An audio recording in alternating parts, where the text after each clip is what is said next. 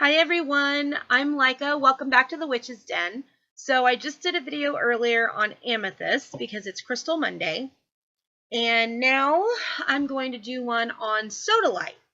So this right here is sodalite. As you guys can tell, it is a blue color.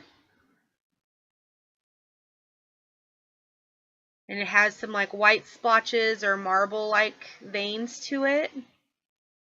Those marble-like veins and splotches are actually called calcite. So calcite's within the sodalite. So sodalite's connected to the heart. So it's used for like a heart chakra. It has a calming effect that makes it easier to attain inner peace. It's like, this is a deep blue, but it's not always blue in color. So it can be gray, it can be purple, yellow, or it can have no color at all. So this stuff was discovered in 1806 in Greenland.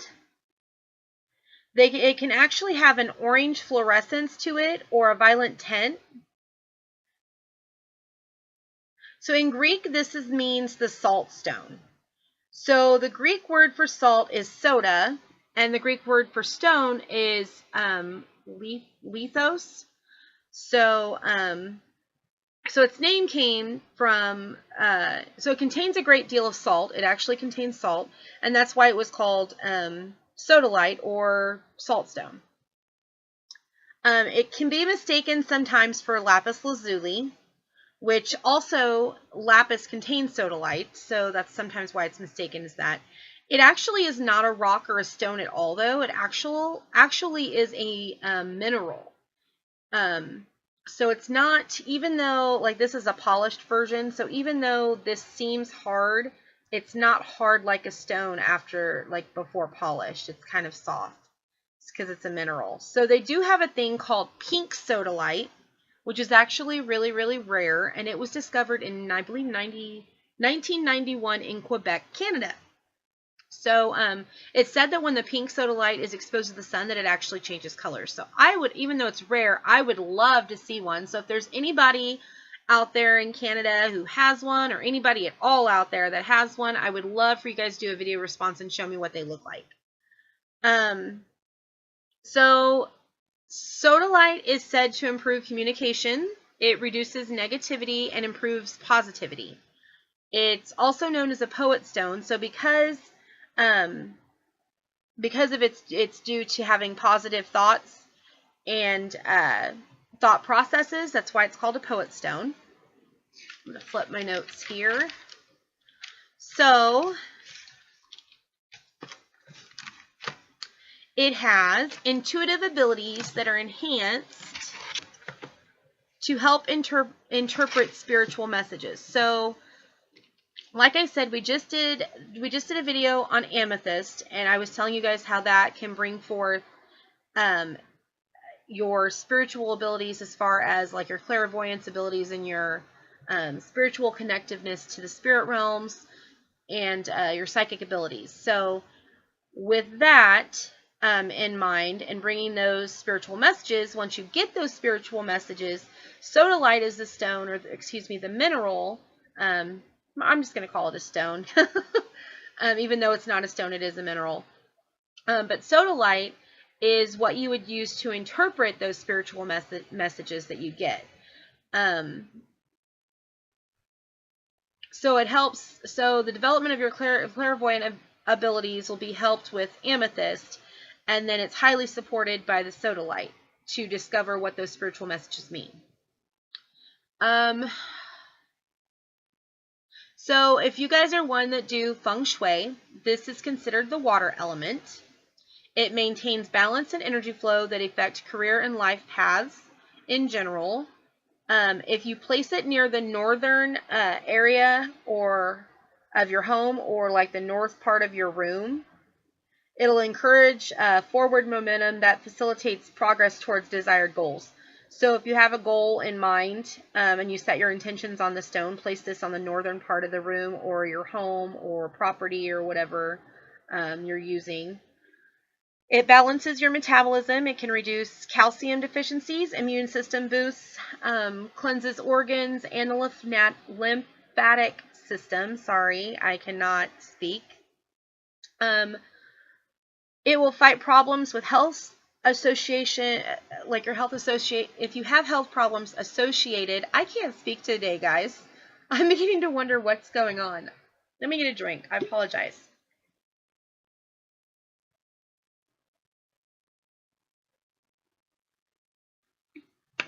Oh my gosh, that's better.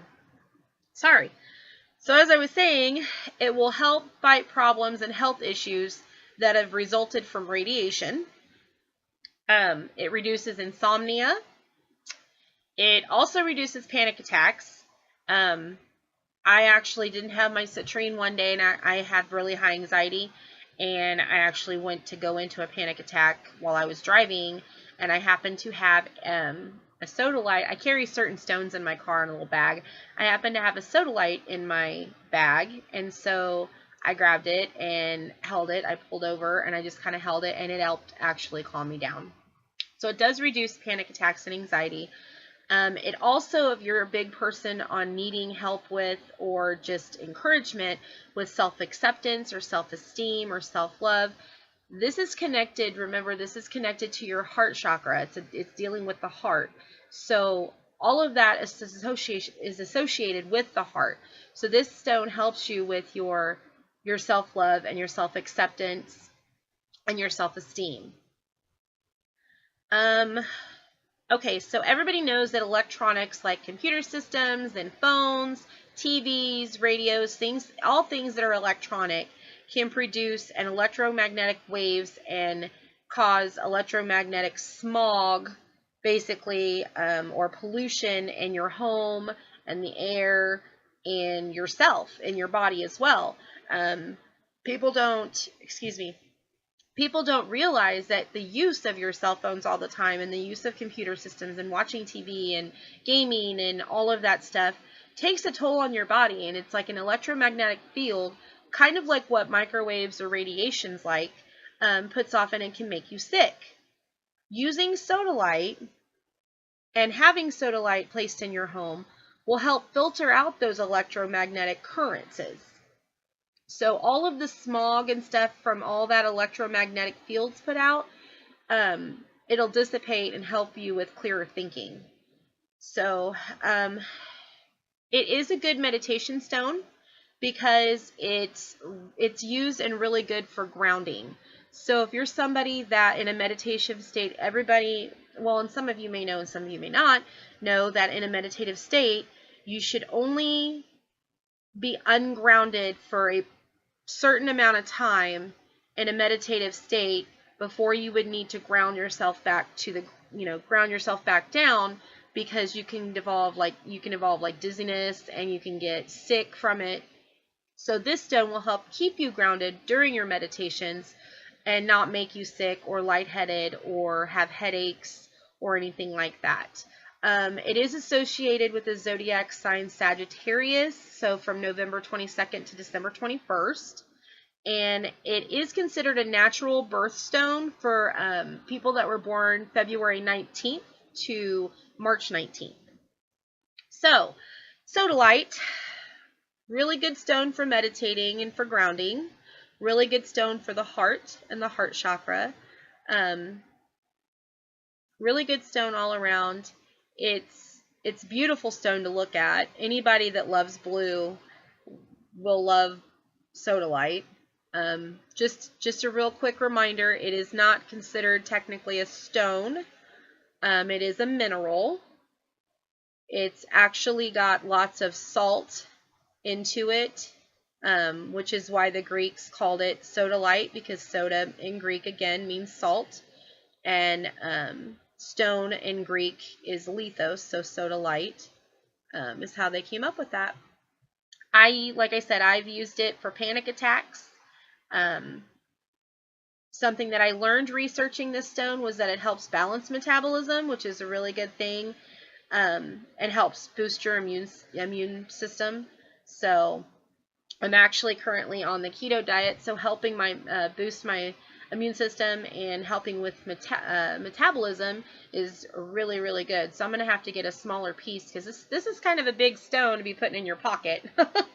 So I'm going to get a smaller piece of this and probably carry it with me while I'm walking and things like that. But I hope you guys enjoyed this video on the sodalite. Again, not a stone, a mineral. So if you guys have any comments, let me know. You can PM me. You can head on over to the Witch's Den on Facebook group. I will put the description of the sodalite, a small description in the down bar in case you guys want to write any of the information down. So really good information to have those guys. I cannot speak today. Holy cow. Really good information to have if you're keeping a book of shadows or a crystal journal is to write down information on stones so that you can remember it. And it's always helpful when you're going and you're picking out your stones. One of the things I can tell you that when you pick up a stone, you're going to know if it's for you or not, because you're just going to have this feeling of warmth and anybody that's chosen crystals and stones knows what I'm talking about. And for those of you that have never picked out a stone or haven't gotten involved in crystals yet, when you start researching your crystals and you start going to crystal shops or your witchy shops that have crystals in it, I highly suggest, instead of just picking a stone up from a bowl or a plate or off of a table, pick several up and play with them. And the one that you just cannot get enough of holding it, is the one that you're supposed to take home. So this big guy here, I don't name my stones per se. I haven't got at a part in my path to be comfortable enough to name them yet. But this big guy right here actually jumped off the table at me, and I went to pick it up. I wasn't even there for sodalite. I actually was there looking at the rose quartz. I was there looking at the rose quartz that they had. And this literally just fell off the table. I don't know how, but it did. And I went to bend down and pick it up to replace it. And when I picked it up and I went to put it back on the table, I was like, oh, I felt like a little energy shock in my hand. So I sat there and I played with it while I was looking around in the shop. And yeah, and then when it came time for me to go, I couldn't put it down. I couldn't leave him. So he was apparently jumped off the shelf, you know, and at the time it was during a bad breakup. So that heart chakra, I guess it was just telling me, hey, you need me. You need me to heal. So there you go.